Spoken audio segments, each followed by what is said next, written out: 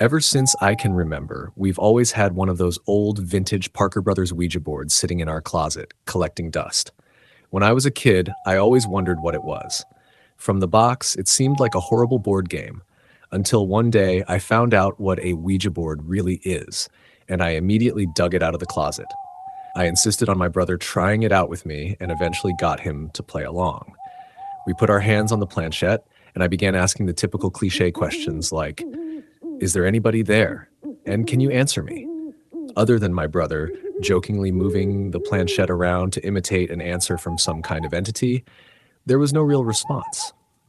After getting bored, we put the game back in the box. I did a little research that night to find out how to make Ouija boards work. Many people said online that the most ideal environment when using a Ouija board is in a dark room lit only by candles. So when my parents weren't home, I managed to gather 6 or 7 candles and convince my brother to try it one more time. I lit the candles and set them around the dining room table with all the lights out. We tried again. I asked, is there anybody there? The planchette began to move. I told my brother to stop moving it, but he swore he wasn't. I told him to move his hand away, and he did. It kept moving. My brother thought I was messing with him, but I didn't pay attention. The planchette landed on the word, yes. I was only 9, so I was legitimately terrified. My older brother had to take over. He asked the question, are you a good spirit? There was a 5-second pause before my brother's hand moved along with the planchette to the word, no. We both looked at each other. At this point, I ran to my room and shut the door behind me, but he continued on with the so-called game. I heard his muffled voice coming from the dining room when all of a sudden I heard him screaming at the top of his lungs. I ran back downstairs to see what was wrong. He was holding up his shirt, revealing a small open wound that almost looked like a claw mark. He told me to set the fireplace immediately, and I obeyed. He threw the thing in the fireplace and told me to never speak of what happened to anybody. We have never used a Ouija board since. I got a call from my cousin who said that he, his brother, his dad, and his best friend were using a Ouija board in their basement. Prior to starting, they took a large porcelain doll out of the room because it was creepy and placed it in the adjacent room face down on a pile of towels. My cousin took a short break because the board was just spouting nonsense and he had to go to the bathroom. His dad, brother, and friend started asking the board questions without him. One of the questions was, who is in the other room? It just started spouting random numbers. When my cousin came back into the room, his brother said it wasn't working and that they were going to put it away.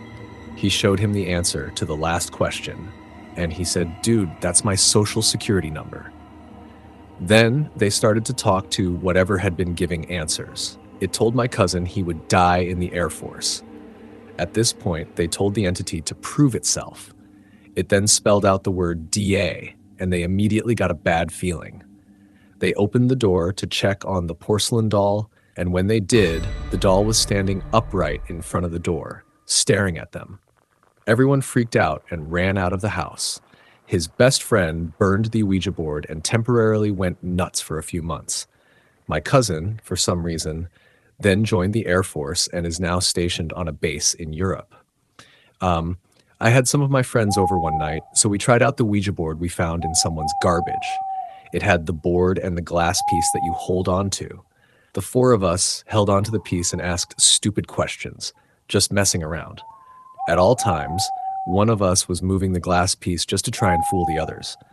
When one of my friends went to the bathroom and the other got bored, it was just me and another friend still holding on to it.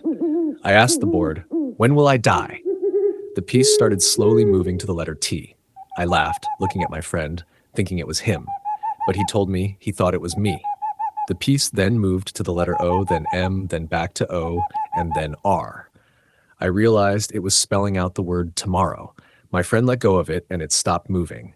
So I was convinced it was him, but he swore left and right it wasn't. Here's where it gets horrifying. The next day, while walking my dog to the preserve, my dog's collar suddenly snapped and he was free from the leash. He darted into the road and I immediately chased after him, only to hear the horn of an oncoming car blaring and getting louder. I dove out of the way just in time, barely grazing the car with my foot as it passed. But it didn't end there. That same day, while sitting under the ceiling fan in the kitchen on full blast, I got up to get something out of the fridge.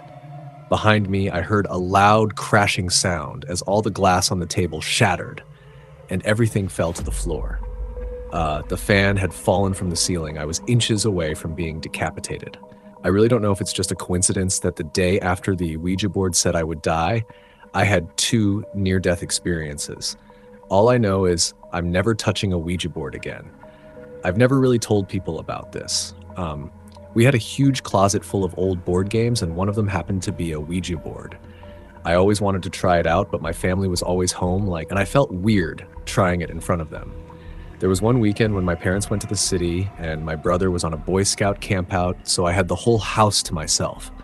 It might have been pathetic that I was more excited to try out a Ouija board than to party with friends, but the weather was terrible, windy and rainy, and I felt that a rainy night would actually make it feel more ritualistic. Around midnight, I set up the board in my dining room and dimmed the lights. I asked a bunch of questions that generated no answers, so I eventually put the board away and went to bed.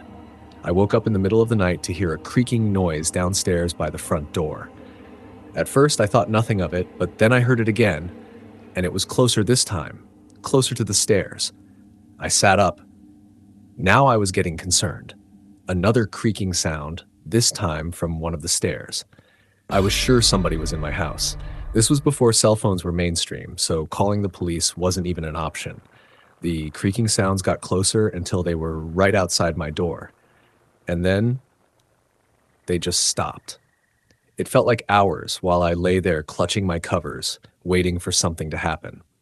A huge strike of lightning momentarily lit up my bedroom, and I swore I could see some kind of black limb-like objects wrapped around the open door. I tried to hold my breath to be as quiet as possible. But what happened next was the worst part. My door suddenly slammed shut, and I couldn't help but let out a shriek. Now I was completely under my covers, shaking and crying. All the windows in the house were closed, so there was no draft. I just knew something was going to happen. But nothing happened. I sat under my covers for hours, thinking somebody, or something, was in the room with me. When the sun started to rise, I finally peeked out.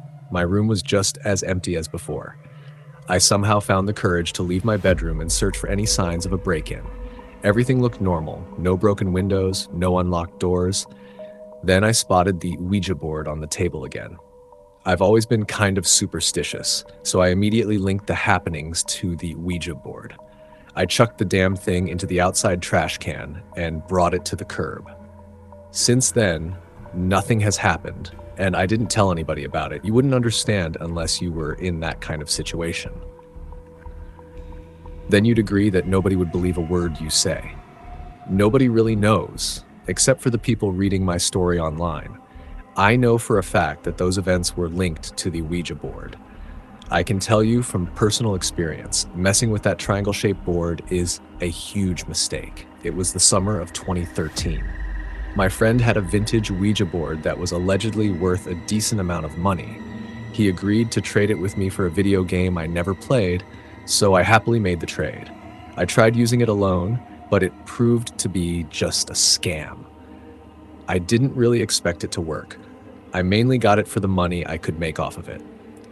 I threw the stupid thing on the floor of my living room and forgot about it. Everything was going normal until the next morning. I woke up and found that the two plants I had sitting on my coffee table had been knocked over, and the Ouija board was sitting on the table. I didn't remember putting it there, nor did I understand how the plants could have fallen over. Wind was definitely not an answer. I wondered if it was possible that I had sleepwalked, or maybe I was half awake and walked down to get a glass of water and bumped into them or something. I moved everything back in place, but the carpet already had dirt stains on it. I brought the Ouija board box up to my room and tossed it on the floor. Things got bad that night. While lying awake in the dark, I was disturbed by the sound of a muffled click. I looked up, unsure of what it was. Then I saw, through the cracks of my closet door, that my closet light was on. I had no idea how it could have turned on, but I got up and opened the closet door anyway. There was nobody in there, but that hadn't even crossed my mind. I turned the light off and jumped back into bed. Probably 10 minutes later, I heard the same clicking sound. Naturally, I looked toward the closet and felt my heart sink a little. The closet light was on again. A mix of confusion and fear started building inside me. I once again turned off the light and cautiously got back in bed. I found myself waiting for the closet light to click on again. But what happened instead was much worse. Instead of the closet light turning on, the whole room suddenly filled with light as I heard the main light switch flick. I had seen enough and was out the door within seconds. I quickly pieced things together and chucked that old Ouija board into the closest dumpster. Nothing weird ever happened after that.